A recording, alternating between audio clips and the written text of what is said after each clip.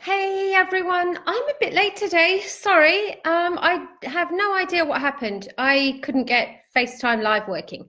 But anyway, it's working now and I'm glad. I was just about to go and grab my phone and do it on there instead. But let's just adjust that very slightly. There we are. Hello, thanks for joining. Thanks very much. Yeah, I was just about to go and grab my phone when the computer finally decided to allow Facebook Live to work. So technology, wonderful when it works. Anyway, I was really glad that I could jump on today because I wanted to talk to you. So you saw the title of my talk, and I want to talk to you about something that we don't pay enough attention to. In fact, there are many, many things in our emotional, mental, and in our psyche and our psychology generally that we just don't pay enough attention to. But the one thing that we forget is that if you are a parent, you really need to listen to this. We need to understand as parents, and even if we are not parents, as adults, that children are learning from us. Okay? And I'm saying this because most of the traumatized adults that I'm seeing today, whether they've been sexually abused, physically abused, or emotionally abused, and the most prevalent, I have to say, is emotional and physical abuse from the people that are coming to me, which is interesting, but that's where we're at. So the adults that I'm treating today, kind of between the ages of 30 all the way up to 60, are the traumatized children of a past generation. They were learning from their parents. You like that one?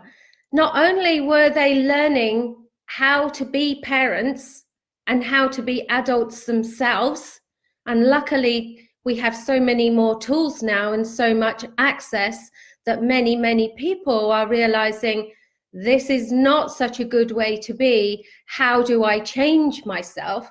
And they're really jumping on that and trying to figure out ways to be different. So not only were they learning how to be parents, but they were learning about themselves. And this is the most damaging thing that I see.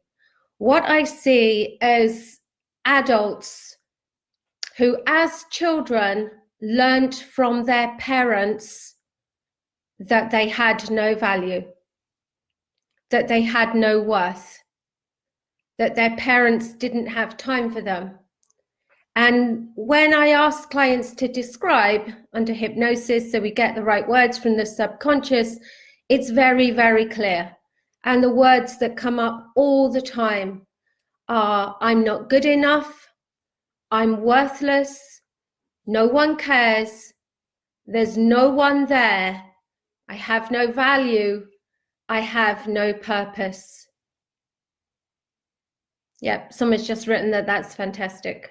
Yeah, and this is, we have to understand. You see, children, and I have young children coming through, luckily, these adults these days who are realizing that as parents, they've not done a great job because of what was input into them.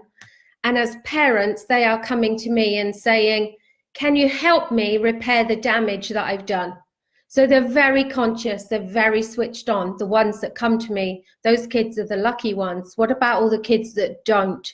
But these parents are aware of what they are doing. You see, children are, they are not emotion and logic before about the age of 6. They are very egocentric. Everything is about them. And the emotion and logical sides of their brains are not connected at that point, all the way up until about 6. So everything is emotion. And here's the pattern that creates.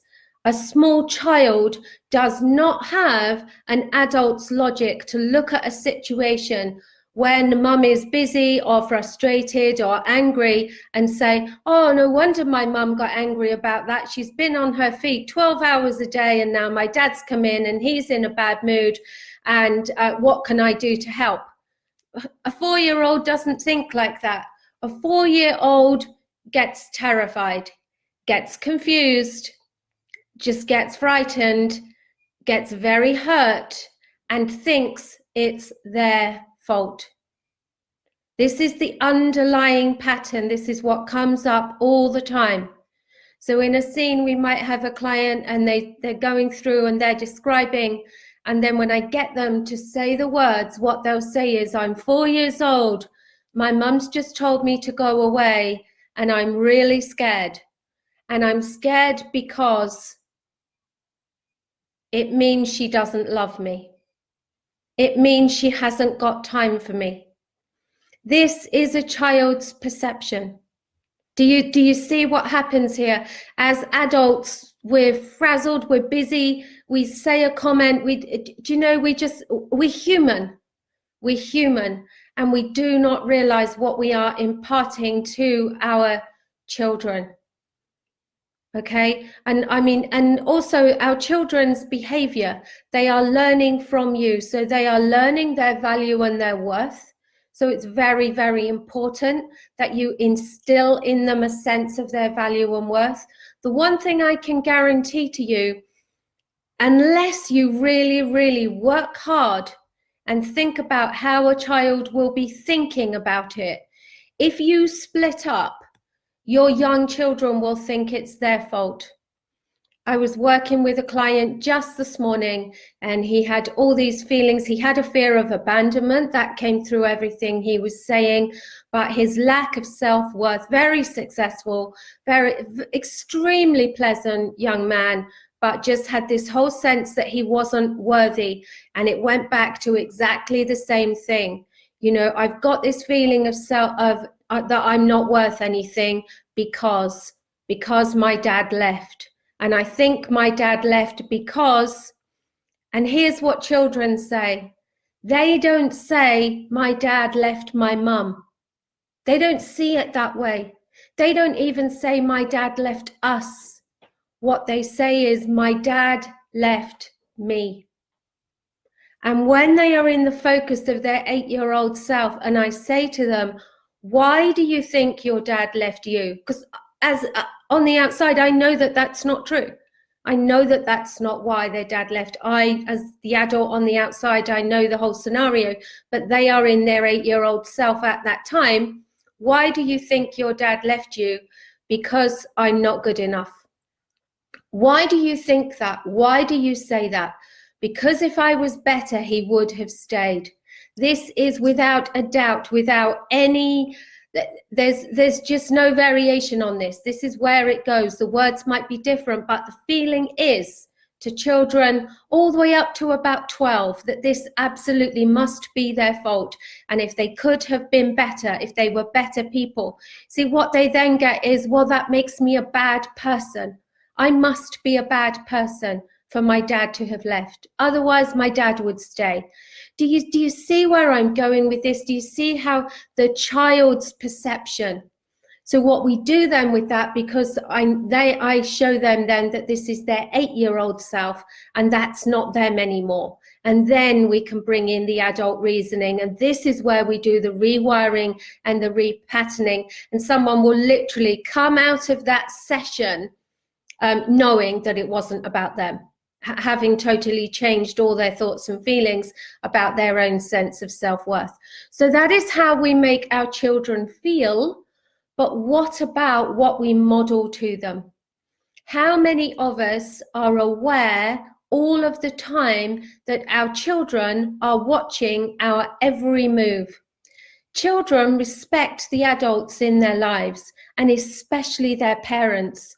They want their parents to be role models for them. They want to be like their parents. So even when you think they are not, your children are watching, listening, and learning. They are learning how to be adults. They are looking at you saying, oh, when someone is angry, or, you know, when I'm angry, what I do is shout and scream and throw things. Or they're looking at you and saying, oh, when I'm angry, what I have to do is stay calm and talk things through. They are learning from you, your behavior, your thoughts, your actions, your values, your boundaries. They are adopting all of them, everything. They are literally becoming mini you, because that is what is being input into them. Now, these days, of course, they have more input than their parents, more than we did for sure, because of the internet, and the world is so much smaller, so much more on television and things like that. But basically, you are their main role model. So what are you modeling to them? Your daughter is looking at the father saying, that's what a man is. That's what I can expect from a man as a woman. That is how men treat women. That's how men talk to women. That's what men do for and to women.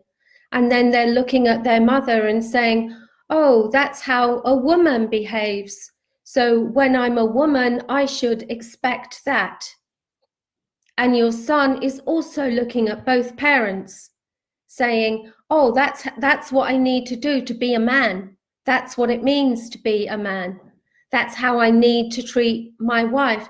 And this is why we end up, I end up with women working with me, and they're saying, well, I've had all this trauma with my husband, and now I can't believe it. My teenage son treats me the same way.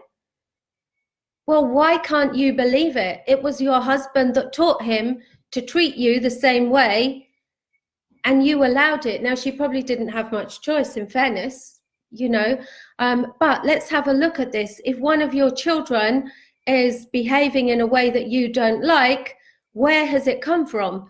Who has modeled it to them? Where did they learn it? That's what we always have to ask. And that's the very, very important question. Your children are learning everything from you. Here's the other thing you need to understand about your children. And this is a very, very big lesson, and it's not talked about. And I think I'm going to do a whole training on this by itself. But just for now, I don't know if you've heard about the love languages. Okay, this is the way that it's accepted that we all give and receive love.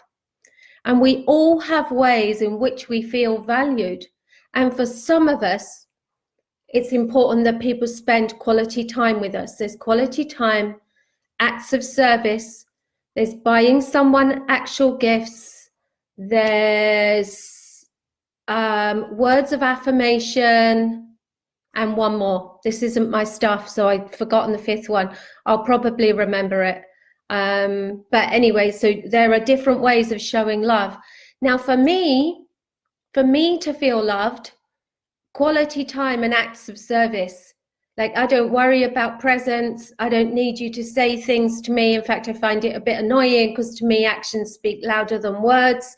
So what I want is quality time and acts of service.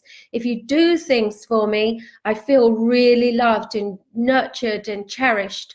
And as adults, we all have some people, it's words of affirmation, or it's gifts. I wish I could remember the last one. That's really annoying. But here's the important thing that we don't realize. Your children have love languages. Just like we do, your children do too. And as parents, we really need to try and get to grips. That's why I'm going to do a training on this, with the love languages, so that we can understand our children's love language. I was working recently with a teenager who was having a lot of trouble with her mum. And as I was listening, I realized that the reason they were at cross purposes, because they didn't know what each other's love language was. The daughter thought she was doing stuff that the mum should be happy with. The mum thought the daughter had nothing to complain about, and that the mum was doing everything. Turns out that they were both doing everything except what the other needed. And this is where we need to get to with our children. I did exactly the same with one of my sons. Now, I can illustrate this to you beautifully, because if you've heard my story, you know that I grew up really poor. I was bullied for it at school, and it really, really affected me seriously until I was 45. I mean, like, low self-esteem, no self-confidence, and all the work I've done and the businesses and everything I've done since I started to work on all of that at 45, because I was suicidal. I nearly killed myself. So that's a whole other long story. But so my whole thing when I had children was, I don't want my children to be poor, because I don't want them to be bullied like me. Product of my experiences, my environment. I'm going to do everything I can to protect my kids from this. Great. So I worked hard. I was focused on business. My kids never went without. We had times when things were a bit tight, but on the whole, we had enough money. You know, they could go on holidays and they had decent clothes. My whole focus was on them not being bullied. For one of my sons, great, really, really suited him. The other one, his love language, physical affection and quality time. So when people looked at my son and he was in his mid-teens, he started to have all these anger issues towards me. Even the whole of our family were like, that's ridiculous. He's had everything. You've done everything. You know, what on earth is wrong with him? Wasn't till much later when I started to understand all of this in much more depth. And now that he's older, we've talked it all through. We've resolved it all. It's all good. But what he had was everything except what he needed. And it is so, we need to know this, because I'm not saying we need to meet our kids where they're at. They need boundaries, they need parents, but we need to make them feel loved. We need to make them feel secure and certain. And when we understand what their love languages are, we can do that. You know, like the woman I was just telling you about with the teenage daughter, once they understood what was really important to the daughter, they agreed that they could probably do that once a week. And that was enough, because the daughter understood that what was important to her, they couldn't do every day, because it involved meeting up with her mum, getting a milkshake out, and, you know, all these things. But she just loved that. She just loved that.